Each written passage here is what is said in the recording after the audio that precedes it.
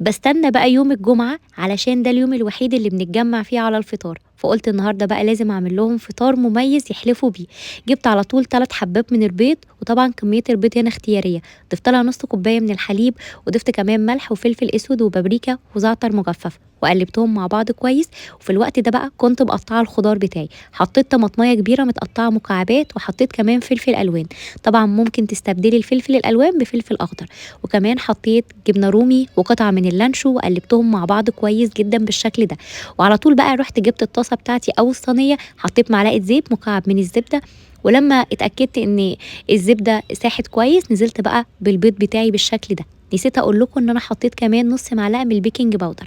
وهدّيت النار كده خالص لحد ما استوت القرصة بتاعتي بتاعة البيض دي كده، وبعد كده ضِفت لها كمان جبنة موتزاريلا ودي بقى اختياري، يعني لو مش متوفر عندِك جبنة موتزاريلا استغني عن الخطوة دي ما فيش أي مشكلة وقدّميها لهم على طول.